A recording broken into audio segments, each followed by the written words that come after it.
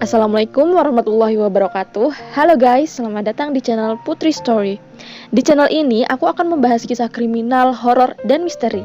Terima kasih buat yang udah mampir ke video ini. Aku doakan semoga kalian sehat dan berlimpah rezeki ya. Kunci hidup bahagia adalah selalu bersyukur dan jauh dari hutang. Terlilit hutang kadang bisa bikin orang melakukan segala cara buat dapetin uang. Termasuk kasus yang akan aku bahas kali ini yang berhubungan dengan hutang. Ya udah, nggak usah banyak basa-basi, langsung aja masuk ke kisahnya.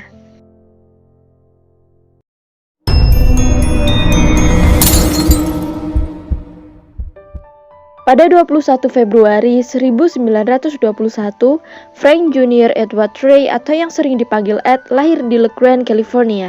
Saat Ed masih muda, keluarganya pindah ke kota Chowchilla di California Tengah. Dia lulus sekolah tahun 1940, tapi dia belum siap untuk meninggalkan Chowchilla. Ed pun membeli kebun, lalu bersama istrinya menghabiskan waktu untuk menanam jagung dan berternak sapi. Mereka dikaruniai dua anak laki-laki yang bernama Glenn dan Danny.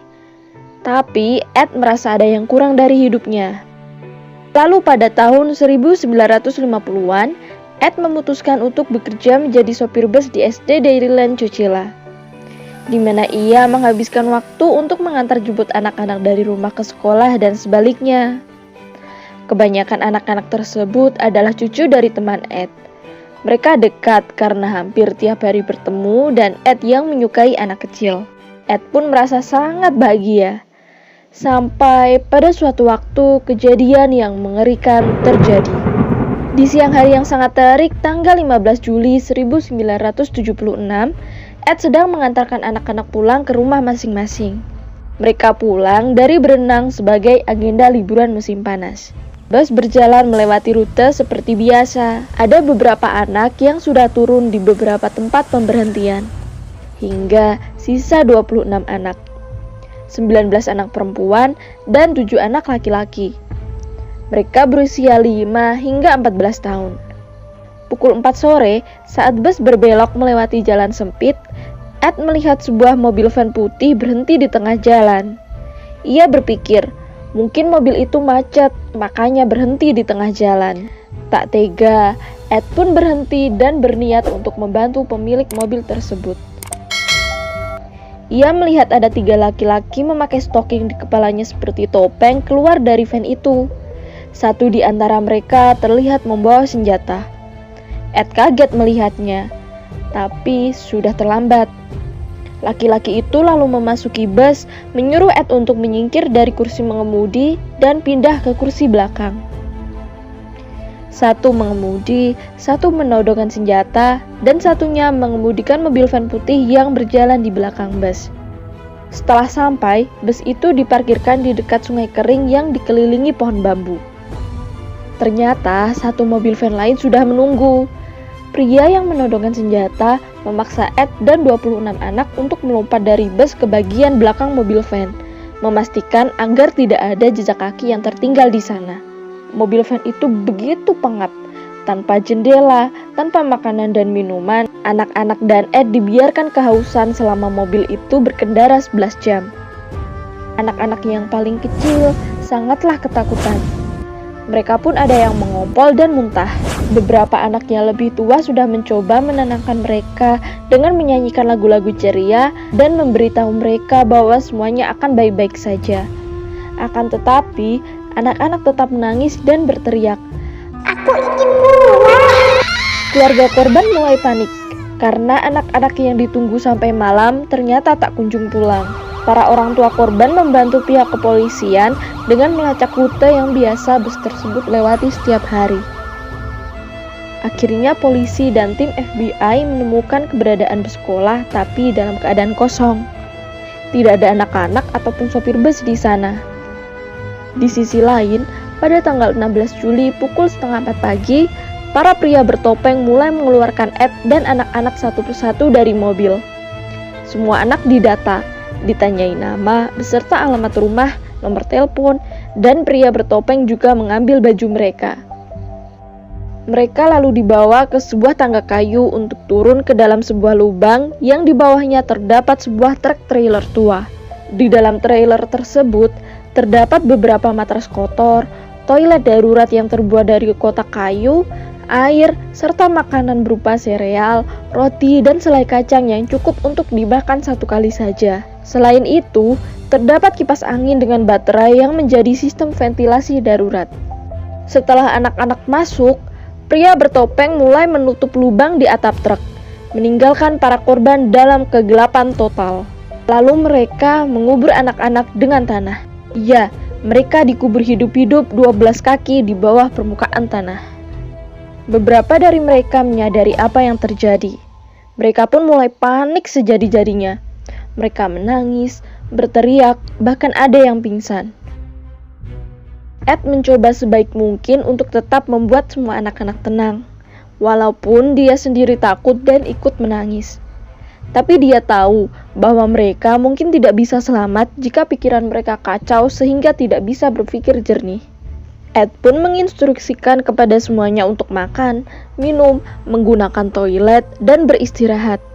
Hal tersebut akan membuat mereka menjadi lebih tenang, menjadikan mereka kuat kembali, dan Ed bisa merencanakan pelarian.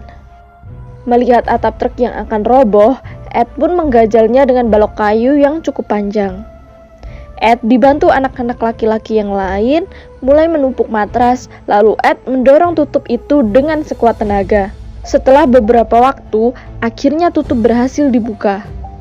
Walaupun hanya sedikit. Tangan Ed merogoh ke atas lubang karena mengetahui ada sesuatu di atasnya. Ternyata ada dua aki besar yang beratnya sekitar 45 kg diletakkan di atas tutup trailer. Aki itu pun diambilnya. Ed merasa sangat kelelahan. Ia hampir menyerah. Tapi Marshall tidak mau mati di sana sebelum berusaha untuk keluar. 12 jam berlalu begitu cepat. Seluruh stok makanan telah habis. Dan yang paling buruk adalah kipas angin yang menjadi sistem ventilasi berhenti bekerja karena kehabisan baterai.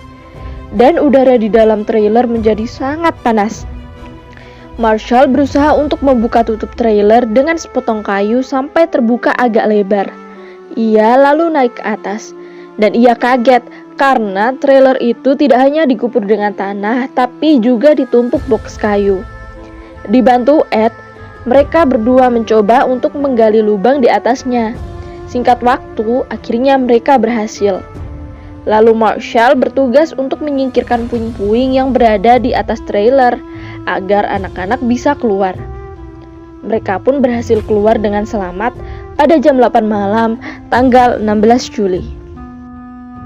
Ternyata mereka berada di dekat sebuah tambang kerikil terpencil di Livermore, sekitar 100 mil dari California. Ed memimpin anak-anak menuju ke area tambang di mana dia menemukan security. Dia menceritakan apa yang terjadi, lalu security tersebut menelepon polisi. Setelah itu, mereka dibawa ke Santa Rita Nursing and Rehabilitation Center. Ketika berada di sana, mereka diberikan makanan dan minuman, lalu keadaan mereka diperiksa oleh dokter, serta diinterview oleh polisi yang masih menyelidiki apa yang sebenarnya terjadi. Beberapa jam kemudian, Ed dan anak-anak dibawa pulang dengan bus ke Chowchilla untuk menemui keluarganya yang telah menunggu di sana. Anak-anak korban penyekapan tersebut sekarang telah dewasa. Banyak dari mereka mengatakan bahwa mereka sudah menerima jikalau tidak bisa keluar dari trailer tersebut hidup-hidup. Tapi Ed dan Marshall tidak siap untuk mati di sana. Jadi, mereka berdua berusaha untuk mengeluarkan semuanya dari trailer tersebut. Walaupun saat itu mereka tidak dilukai oleh para penyekap, tapi mental mereka sangatlah terguncang sampai sekarang. Jadi siapa sih pelakunya dan kenapa mereka melakukan hal itu? 3 pria tersebut adalah Frederick Newhall Woods, James Schoenfeld, dan saudaranya Richard Schoenfeld. Setelah diselidiki, ternyata keluarga Frederick adalah pemilik tambang kerikil yang dijadikan tempat penguburan truk trailer itu. Walaupun berasal dari keluarga kaya, mereka tidak bisa mengatur keuangan, sehingga memiliki banyak hutang tetapi tidak bisa membayarnya. Akhirnya, mereka merencanakan penyekapan tersebut selama beberapa bulan. Rencana mereka adalah membajak bus yang berisi banyak anak-anak dan meminta tebusan sejumlah $5 juta kepada keluarga korban. Polisi memiliki bukti yang kuat bahwa ketiga pria ini bersalah. Security di tambang kerikil melihat mereka menggali lubang selama beberapa bulan. Polisi juga menemukan senjata dan sebuah catatan yang berisi tebusan di antara barang-barang mereka. Setelah 2 minggu masa pencarian, ketiga pria ini berhasil ditangkap. Di persidangan, mereka semua dijatuhi hukuman seumur hidup, tapi dengan kemungkinan pembebasan bersyarat. Richard bebas pada tahun 2012, James tahun 2015, tapi Frederick tetap berada di penjara setelah pembebasan bersyaratnya ditolak pada tahun 2019. Ed juga menerima penghargaan dari Asosiasi Karyawan Sekolah di California dan tetap melanjutkan pekerjaannya sebagai sopir bus sekolah sampai tahun 1988. Ed meninggal pada 26 Februari 2012 di umurnya yang ke-91 tahun. Pada hari sebelum meninggalnya Ed, dia dijenguk anak-anak yang berhasil diselamatkannya beberapa tahun yang lalu. Anak-anak sangat berterima kasih kepada Ed karena telah membantu membebaskan mereka.